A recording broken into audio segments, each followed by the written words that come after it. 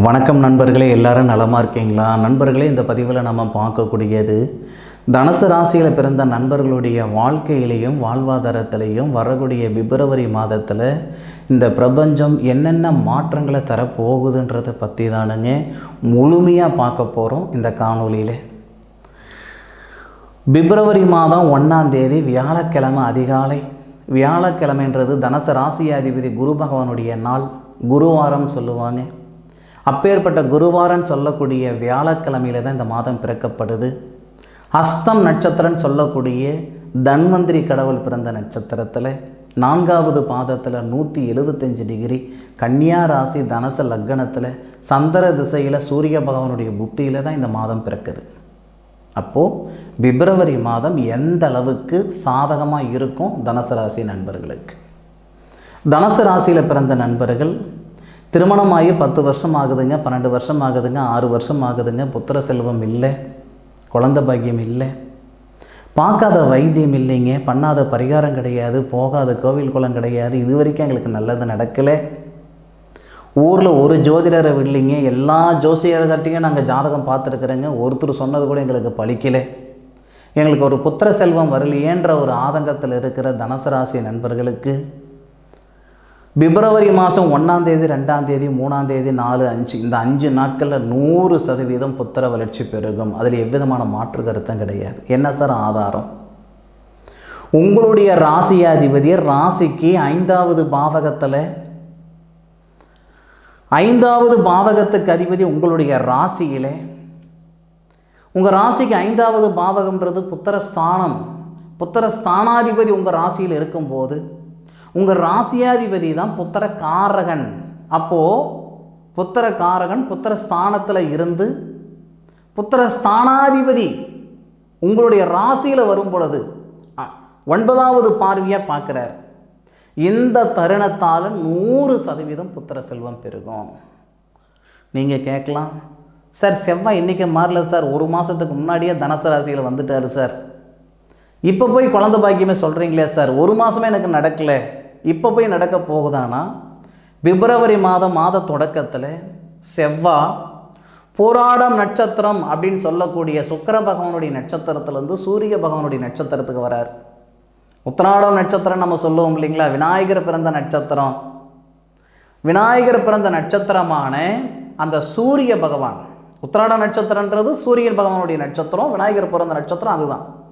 அப்போது அந்த சூரியன் உங்களுடைய ராசிக்கு 2வது பாவகத்தில் தனஸ்தானம் உடல்ஸ்தானம் அப்படின்னு சொல்லக்கூடிய இடத்துல உங்கள் ராசிக்கு 2வது பாவகத்தில் தான் சூரியன் வரார்.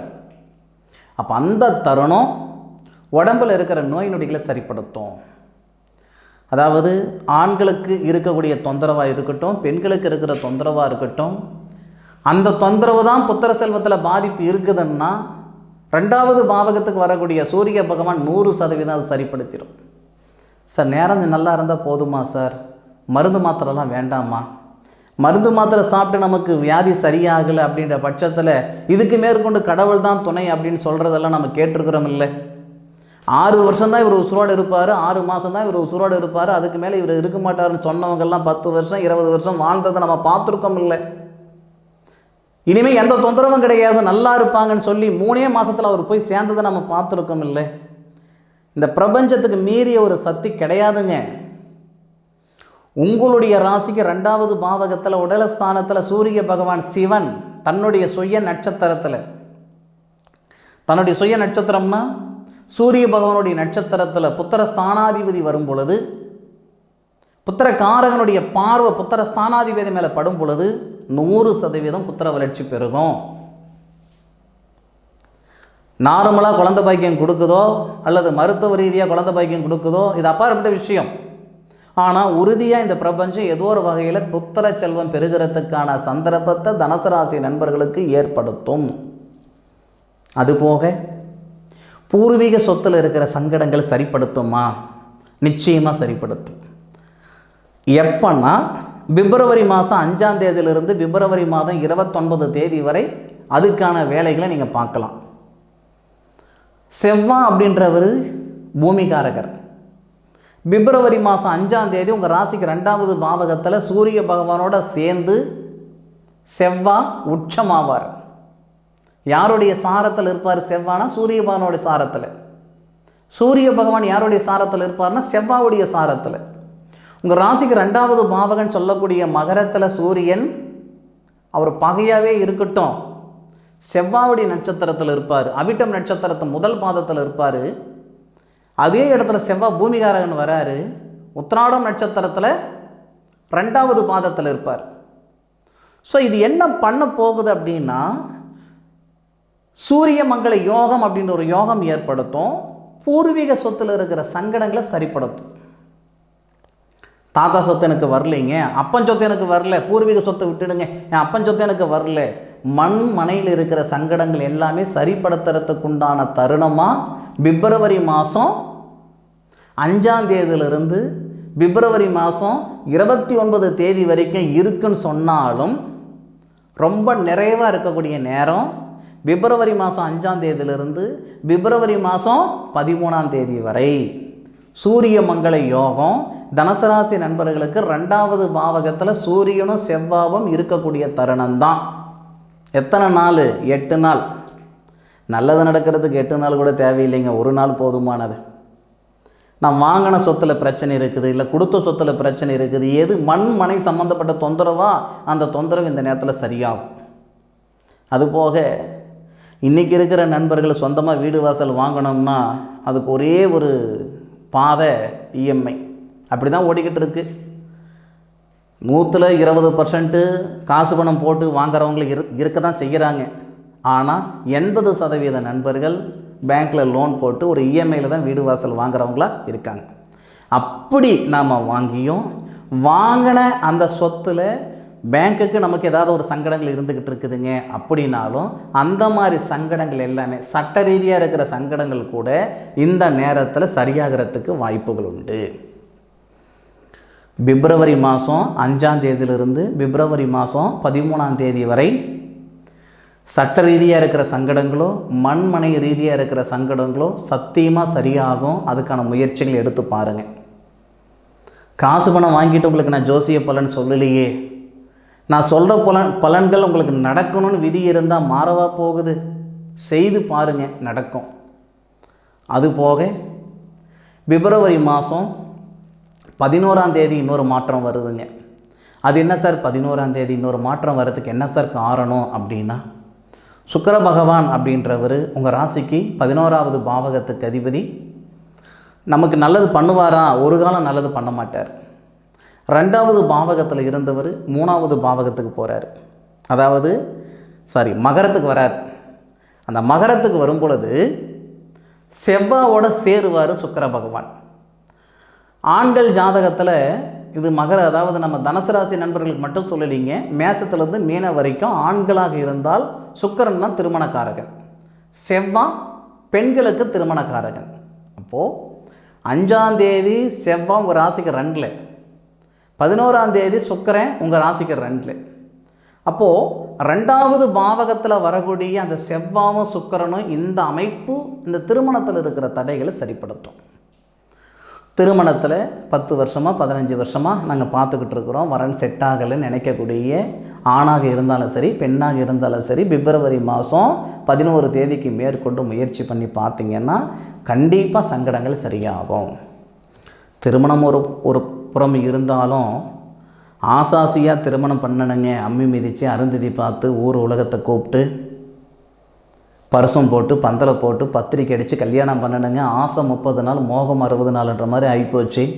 அந்த பழமொழி யாருக்கோ சொன்னாங்க, அது எனக்கே நடந்து போச்சுங்க அப்படின்னு சங்கடப்பட்டுட்டு இருக்கிற நண்பர்கள் மறுமணத்துக்கு முயற்சி பண்ணிக்கிட்டு இருந்தால் திருமணம் தான் நடக்கலை, திருமணம் தான் நடந்து சௌகரியமாக இல்லையே, மறுமணம் நடந்தாவது நான் சௌகரியமாக இருப்பேனா அப்படின்னு ஆதங்கத்தில் இருக்கிற தனுசு ராசி நண்பர்களுக்கு 11ஆம் தேதிக்கு மேலே பிப்ரவரி மாதம் 11ஆம் தேதிக்கு மேற்கொண்டு நிச்சயமாக மறுமணம் நடக்கிறதுக்கான வாய்ப்புகள் கொடுக்கும். என்ன சார் ஆதாரம்? உங்கள் ராசி 7வது பாவகத்துக்கு அதிபதின்னு சொல்லக்கூடிய கிரகம் திருமண ஸ்தானாதிபதி. எல்லாருக்குமே ராசிக்கு அல்லது லக்னத்துக்கு 7வது கட்டம் யாரோ அந்த கட்டத்துக்கு சொந்தக்காரர் தான் திருமண ஸ்தானம்னு சொல்லுவாங்க. அப்போ தனுசு ராசி நண்பர்களுக்கு, தனுசு ராசி தனுசு லக்ன நண்பர்களுக்கு புதன் தான் திருமண ஸ்தானாதிபதி. அந்த புதன் 1ஆம் தேதியே, அதாவது பிப்ரவரி மாதம் 1ஆம் தேதியே மகரத்துக்கு வந்துடுறார். தனுசிலிருந்து மகரத்துக்கு வந்துடுறார். உத்திராடம் நட்சத்திரம் 1ஆவது பாதத்திலிருந்து உத்திராடம் நட்சத்திரம் 2ஆவது பாதத்துக்கு போயிடுறார். 270 டிகிரிக்கு வராருங்க. அப்போது திருமண ஸ்தானாதிபதி, திருமண காரகன், அதாவது ஆண்கள் ஜாதகத்தில் சுக்கிரன் தான் திருமணக்காரகன், பெண்கள் ஜாதகத்தில் செவ்வாய் தான் திருமணக்காரகர். 2 பேருடைய ஜாதகத்திலேயே 7ஆவது பாவகத்துக்கு அதிபதி தான் திருமணஸ்தானம். அப்போ இந்த 3 பேருமே உங்கள் ராசிக்கு 2ஆவது பாவகத்தில் தான் வராங்க. 2ஆவது பாவகத்துக்கு வரதுனால இந்த திருமணத்தில் இருக்கிற தடைகளை நீங்கும், மறுமணத்தில் இருக்கிற தடைகள் நீங்கன்னு சொன்னேன். திருமணம்ன்றது ஒரு புறம் இருக்கட்டும், மறுமணத்துக்கு முயற்சி பண்ணிகிட்டு இருக்கிற 99 இல்லை 100% நண்பர்களுக்கு இந்த நேரம் தங்கமாக இருக்கும், அருமையாக இருக்கும், அற்புதமாக இருக்கும். சரி, எத்தனை நாள் நல்லா இருக்கும் அதை சொல்லுங்கள் அப்படின்னா, பிப்ரவரி மாதம் 19 தேதி வரை மறுமணம் நடக்கிறதுக்கான வாய்ப்புகள் அதிகம். திருமணத்துக்கு மாதம் ஃபுல்லாக கொடுத்துடலாம். மறுமணத்துக்குன்றது 11ஆம் தேதியிலிருந்து, அதாவது ஆண்களுக்கு 11ஆம் தேதியிலிருந்து 19ஆம் தேதி வரை, பெண்களுக்கு 5ஆம் தேதியிலிருந்து 19 தேதி வரை மறுமணத்துக்கு உண்டான நேரம் இந்த நேரம். திருமணத்துக்குன்னா மாதம் ஃபுல்லாகவே பிப்ரவரி 5ஆம் தேதியிலிருந்து பெண்களுக்கு 29 வரை, ஆண்களுக்கு 11ஆம் தேதியிலிருந்து 29 வரை. இது திருமணத்துக்கு. மறுமணத்துக்கு உண்டான நாள் அந்த நாள். அதுபோக புத்திர செல்வம் அமைப்பு ஏற்படும், திருமணத்தில் இருக்கிற சங்கடங்கள் சரியாகும். வாழ்வாதாரம் எப்படி இருக்கும் சார் அது சொல்லுங்கள் சார் அப்படின்னு கேட்டிங்கன்னா, வாழ்வாதாரம்னா 10ஆவது பாவகத்துக்கு அதிபதி தொழில் ஸ்தானாதிபதி. அப்போ அந்த தொழில் ஸ்தானாதிபதி நம்ம ராசிக்கு 2ஆவது பாவகத்தில் இருக்கிறத விட 3ஆவது பாவகத்துக்கு போகும்போது தான் அதிர்ஷ்டத்தை கொடுக்கும். 3ஆவது பாவகத்துக்கு எப்போ போகிறார் அப்படின்னா, அதாவது புதன் தொழில் ஸ்தானாதிபதி சூரியனுடனும் சேருவார், சனி பகவானுடனும் சேருவார், உங்களுடைய ராசிக்கு 9ஆவது பாவகத்தை பார்ப்பார். இப்போ இந்த அதிசயம் எப்போ நடக்கும்னா, பிப்ரவரி மாதம் 19ஆம் தேதி நடக்குது. பிப்ரவரி 19லிருந்து பிப்ரவரி 29 வரை சுய தொழில் செய்யணும்னு நினச்சாலும் சரி, வெளியூர் போகணும்னு நினச்சாலும் சரி, வெளிநாடு போகணும்னு நினச்சாலும் சரி, இல்லை இருக்கிற வேலையில் மாற்றங்களை செய்யலாம் நினச்சாலும் இந்த தருணம் நல்லா இருக்கும். பிப்ரவரி 19லிருந்து பிப்ரவரி 29 வரை.